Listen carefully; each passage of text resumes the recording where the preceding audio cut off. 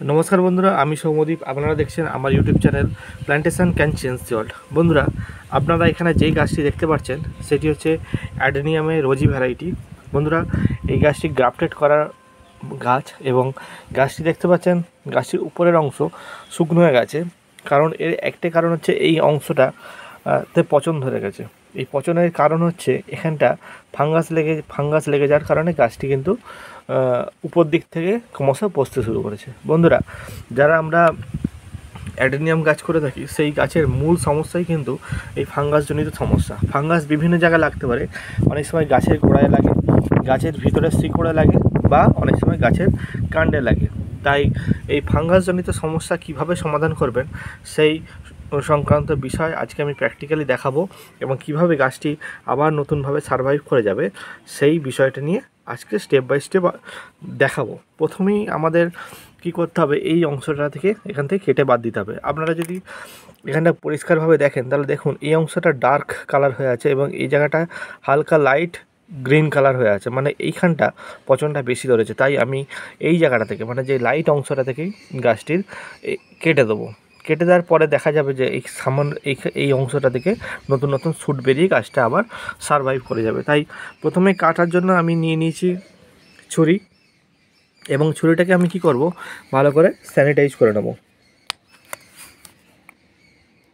এই স্যানিটাইজ করার জন্য আপনারা যে কোনো ধরনের স্যানিটাইজার ইউজ করতে পারেন।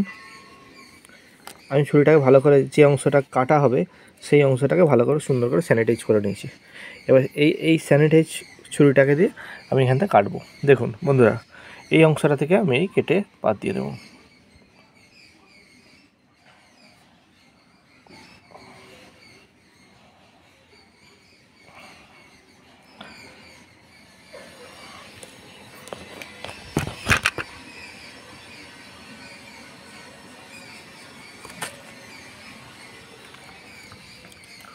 বন্ধুরা দেখতেই পাচ্ছেন যে এই অংশটা থেকে আমি কেটে বাদ দিয়ে দিয়েছি এবং এই যে কাটা অংশটা, এই কাটা অংশটা আমি কি করব, যে কোনো ধরনের ফাঙ্গিসাইড আপনারা লাগিয়ে দিতে পারেন। আমি এখানে স্যাপ ফাঙ্গিসাইড ইউজ করছি। আমি এই স্যাপ ফাঙ্গিসাইড কিছুটা অংশ নেবো, নিয়ে এই যে কাটা অংশটার মুখটা এইভাবে লাগিয়ে দেবো এবং চারধারেও এইভাবে লাগিয়ে দেবো এবং লাগিয়ে এটাকে আমি ছায়াযুক্ত জায়গায় কিছুদিনের জন্য রেখে দেবো।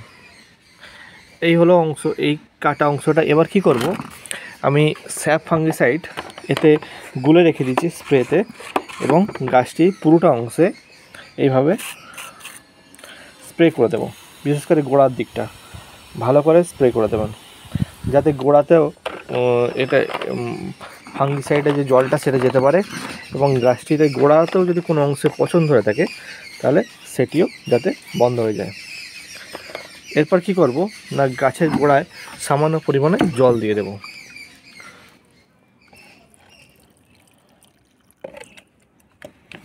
দিয়ে আমি অন্তত সপ্তাহখানেকের জন্য এটাকে ছায়াযুক্ত জায়গায় রেখে দেব। তারপরে নতুন যখন শাখা বেরোবে এখান থেকে তখন আমি সেই আপডেট আপনাদের দেব।